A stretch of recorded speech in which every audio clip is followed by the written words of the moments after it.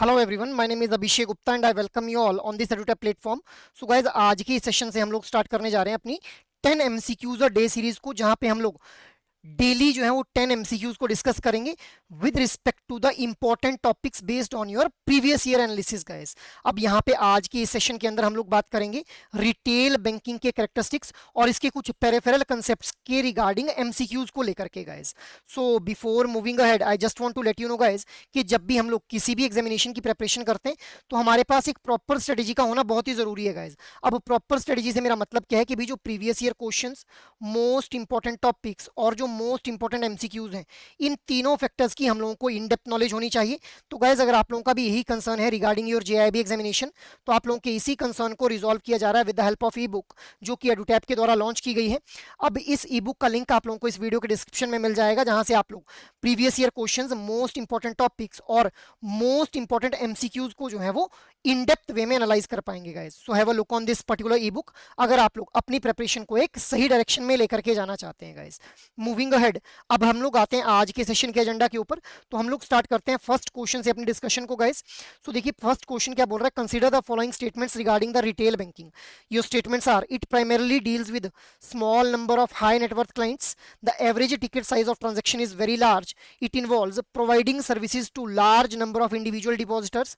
Which of the following statements given above is or are correct guys? So your options are 1 only, 2 only, 3 only या फिर 1, 2 and 3 guys. So what should be the right answer here? The right answer will be option number C, that is 3 only. अब देखिए guys, सबसे पहली अगर statement को हम लोग देखें तो यहाँ पे बोला जा रहा है it primarily deals with small number of high net worth clients. नहीं भाई, रिटेल बैंकिंग के अंदर हम लोग जानते हैं कि रिटेल बैंकिंग के अंदर हम लोगों को वॉल्यूम ड्रिवन कस्टमर्स जो हैं वो देखने के लिए मिलते हैं। Volume driven customers are there. Volume driven customers हम होने का मतलब क्या है कि भाई लार्ज नंबर ऑफ कस्टमर्स हम लोगों को देखने के लिए मिलते हैं, और इंडिविजुअल कस्टमर्स वो होते हैं उनकी इतने ज्यादा उनके पास जो है वो सरप्लस फंड नहीं होता है। तो that is why this statement is the incorrect one. Next is, क्या बोला जा रहा है, the average ticket size of transaction is very large.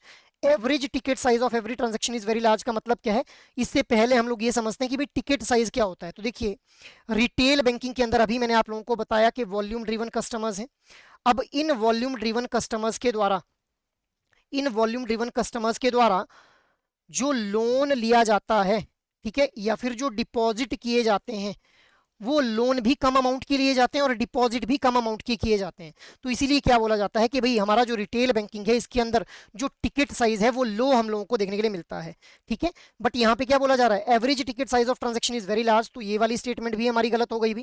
Third statement क्या बोल रही है, it involves providing services to large number of individual depositors. तो अभी मैंने आप लोगों को बताया वॉल्यूम ड्रिवन कस्टमर्स है, मतलब large number of individual depositors यहाँ पे हम लोगों को देखने के लिए मिल रहे हैं।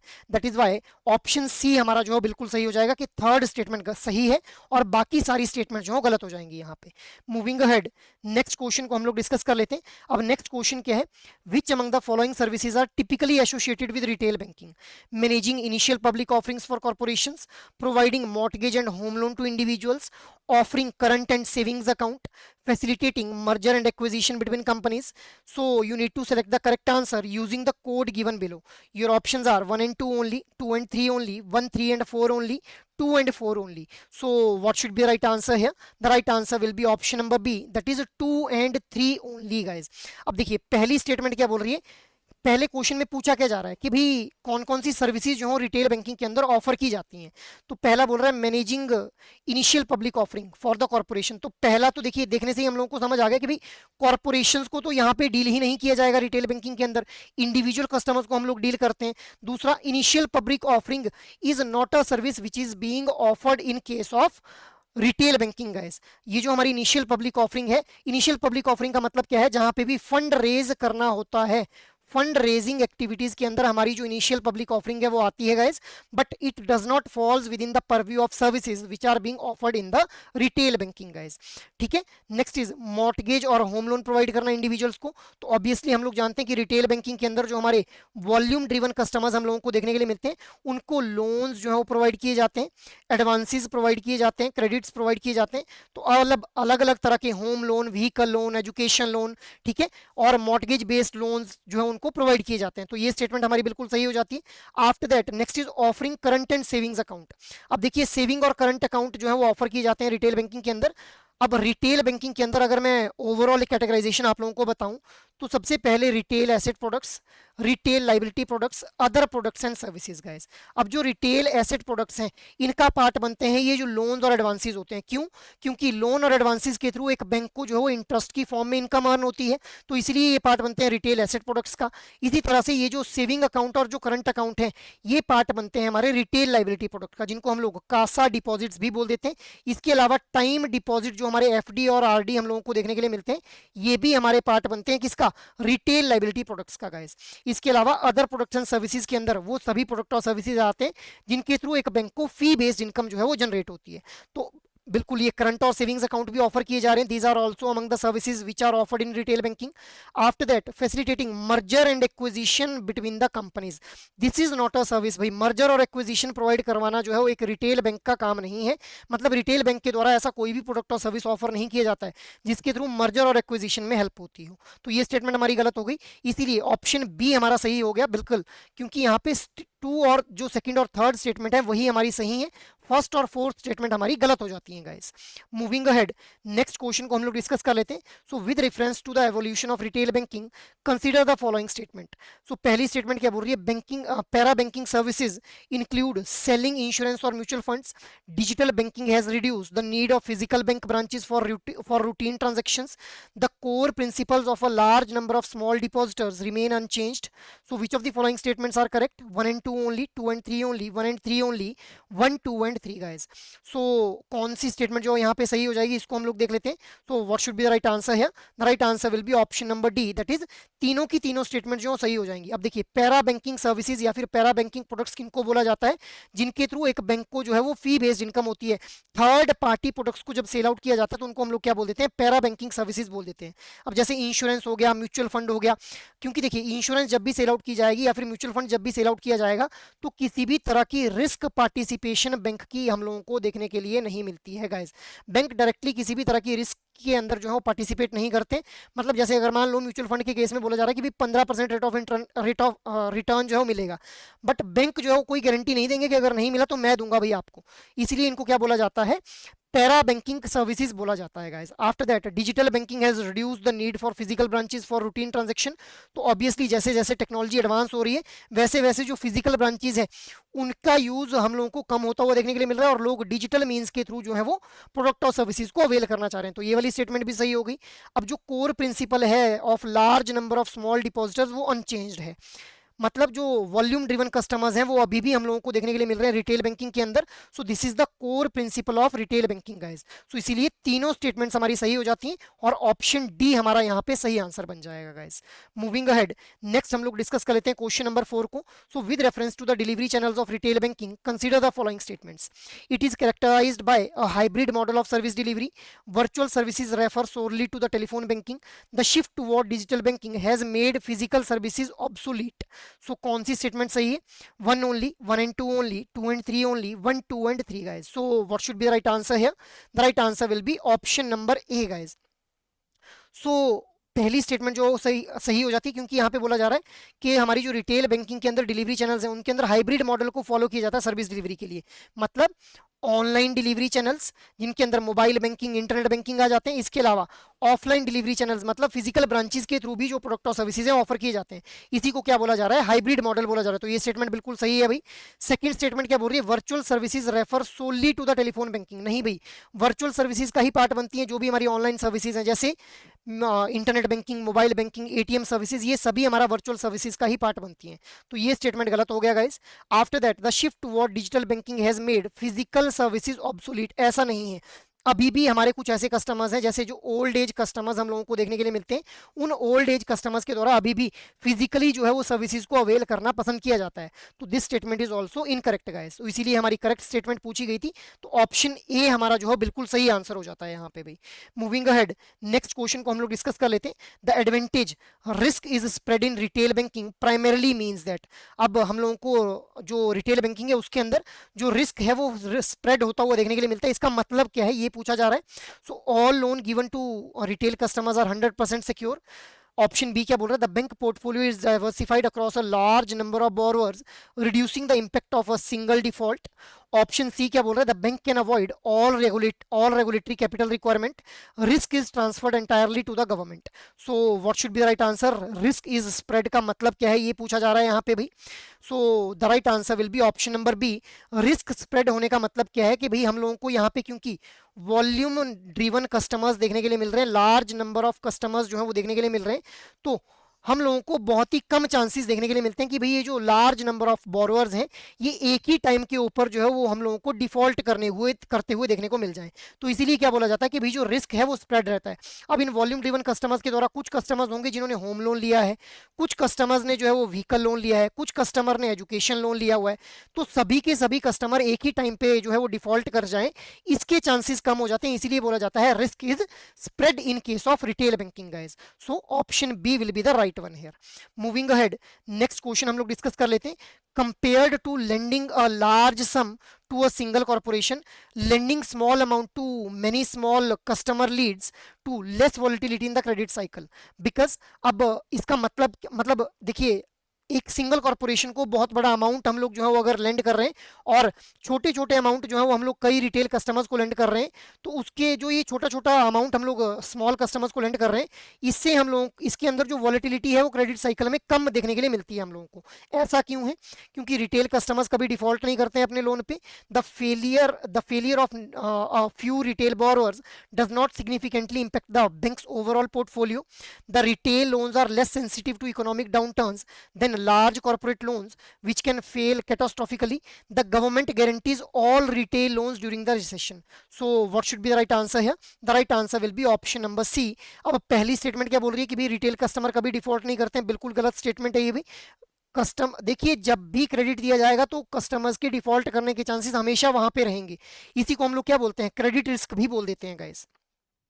The failure of a few retail borrowers does not significantly impact the bank's overall portfolio। ऐसा नहीं है भाई, अगर कुछ रिटेल बोरोवर्स डिफॉल्ट करते हैं तो बैंक को जो फंड आना था वो नहीं आएगा, मतलब जो बैंक के पास फंड आना था उसके डे टू डे ऑपरेशंस को रन करने के लिए वो फंड रिसीव नहीं हुआ, तो उन डे टू डे ऑपरेशंस को चलाने में बैंक को दिक्कत हो जाएगी, तो इसलिए इंपैक्ट तो पड़ता है, तो इसलिए ये भी हमारी गलत स्टेटमेंट हो गई। थर्ड स्टेटमेंट क्या बोल रही है, retail loans are less sensitive to economic downturn. अब ऐसा क्यों बोला जा रहा है, क्योंकि रिटेल लोन्स के अंदर रिटेल लोन किसको दिए जा रहे हैं, इंडिविजुअल कस्टमर्स को दिए जा रहे हैं। ठीक है, इंडिविजुअल कस्टमर्स को ये रिटेल लोन्स दिए जा रहे हैं, तो जिनकी जो सरप्लस फंड है उनके पास बहुत ही लिमिटेड एक सरप्लस फंड पड़ा हुआ है, उनकी जो परचेजिंग पावर है वो बहुत ज़्यादा नहीं है, तो अगर इकोनॉमिक डाउनटर्न भी होता है तो उनका जो क्रेडिट साइकिल है उसके अंदर कोई वेरिएशन नहीं दिखेगी। जबकि अगर कॉर्पोरेट लोन की अगर मैं बात करूं तो कॉर्पोरेट लोन ऑब्वियस सी बात है, कॉर्पोरेट लोन जो है वो किसी ना किसी बिजनेस एंटिटी ने लिया होगा अपने बिजनेस को रन करने के लिए। अब अगर इकोनॉमी के अंदर डाउनटर्न आता है, मतलब इकोनॉमी जो है वो गिर जाती है, इकोनॉमी के अंदर हम लोगों को रिसेशन देखने के लिए मिलता है, तो ये कॉर्पोरेट एंटिटी को भी लॉस बियर करना पड़ेगा, जिस वजह से ये लोन की रीपेमेंट करने में डिफॉल्ट जो है वो हम लोगों को देखने के लिए मिल सकता है गाइस। और या फिर अगर मार्केट में जो बूम आता है तो ये जो है वो ज़्यादा क्रेडिट की डिमांड कर सकती है बिजनेस एंटिटी, क्योंकि इसको ज़्यादा इन्वेस्टमेंट करनी है तो ज़्यादा पैसा चाहिए होगा, जिस वजह से इसका क्रेडिट साइकिल हम लोगों को ज़्यादा वेरिएशन इसके अंदर देखने के लिए मिल सकती है। इसीलिए क्या बोला जा रहा है कि जो रिटेल कस्टमर्स हैं, जो स्मॉल नंबर ऑफ कस्टमर्स हैं, उनको जो अमाउंट लेंड किया जाता है उसके अंदर कम वॉलेटिलिटी देखने के लिए मिलती है हम लोगों को क्रेडिट साइकिल में, क्योंकि उनके द्वारा मोर और लेस सेम क्रेडिट की डिमांड जो है वो की जाती है guys. After that option D, क्या इसीलिए हमारी देखिए सी स्टेटमेंट सही हो गई बिल्कुल। डी स्टेटमेंट के डी जो ऑप्शन है वो क्या बोल रही है, the government guarantees all retail loans during recession. ऐसा बिल्कुल भी नहीं है, अभी गवर्नमेंट किसी तरह की गारंटी नहीं लेती है रिसेशन के टाइम पे सभी रिटेल लोन्स की, तो ये स्टेटमेंट भी गलत हो जाती है, तो ऑप्शन सी हमारा बिल्कुल सही हो जाता है यहाँ पे भी। Moving ahead, next question is the key differentiating factor between mass and class retail banking is the number of branches a bank operates, the degree of product customization and target customer segment, the interest rate offered on a fixed deposit, whether the bank is in the public or private sector. So what should be the right answer here? The right answer will be option number B. अब देखिए, मास retail banking और class retail banking, मास retail banking ये जो word है ये particularly use किया जाता है फॉर मासेस, मतलब वॉल्यूम नंबर ऑफ कस्टमर्स के लिए, ठीक है। वॉल्यूम नंबर ऑफ कस्टमर्स के लिए जो यूज किया जाता है। इसके अलावा यहाँ पे मास नंबर ऑफ कस्टमर्स के अंदर जब भी हम लोग मास नंबर ऑफ कस्टमर्स को कैटर करते हैं तो स्टैंडर्डाइज्ड प्रोडक्ट जो है वो ऑफर किए जाते हैं। ठीक है, स्टैंडर्डाइज्ड प्रोडक्ट्स को ऑफर किया जाता है। मतलब अगर एक कस्टमर को, मान लो कोई एक कस्टमर है, उसको अगर 4% रेट ऑफ इंटरेस्ट दिया जा रहा है सेविंग अकाउंट के ऊपर, तो जो एन नंबर ऑफ कस्टमर है सभी को 4% ही रेट ऑफ इंटरेस्ट जो है ऑफर किया जाएगा। तो इसको बोला जाता है standardization in case of mass retail banking. अब जो क्लास रिटेल बैंकिंग है वो बिल्कुल अपोजिट होती है इसकी, which is generally used for high net worth individual customers, और यहाँ पे कस्टमाइज्ड प्रोडक्ट्स जो है वो ऑफर किए जाते हैं गाइस। ठीक है, कस्टमाइज्ड प्रोडक्ट ऑफर किए जा रहे हैं, तो इसीलिए ऑप्शन बी बिल्कुल सही हो जाएगा, जहां पे डिफरेंशिएटिंग फैक्टर क्या है, product customization. Class retail banking में कस्टमाइज प्रोडक्ट दिए जा रहे हैं, मास रिटेल बैंकिंग में स्टैंडर्डाइज प्रोडक्ट दिए जा रहे हैं। और दूसरा target customer segment, mass retail banking में जो इंडिविजुअल कस्टमर्स हैं those are the targeted customers, जबकि क्लास रिटेल बैंकिंग में high net worth individuals are the targeted customers guys. That is why option B will be the right one here. Moving ahead, next question is the risk of a bank run is a major constraint in retail banks because it leads to immediate increase in the bank credit rating. It occurs when a large number of depositors withdraw their funds simultaneously, potentially leading to insolvency. It helps the bank gather more low cost fund for new depositors. It is a planned exercise by the bank to reduce its number of clients. So what should be the right answer here? The right answer will be option number B. अब guys देखिए, bank run का मतलब क्या है कि मान लो आप लोगों के पास जो वो कस्टमर्स हैं ABCDEF, मान लो ये 6 कस्टमर्स एग्जाम्पल के तौर पे हम लोग यहाँ पे समझ रहे हैं, 6 कस्टमर्स हैं। अब इन 6 कस्टमर्स ने जो है वो मान लेते हैं कि भाई एक कोई ABC बैंक है, इस ABC बैंक में जो है फंड को डिपॉजिट किया हुआ था इन सभी कस्टमर्स ने।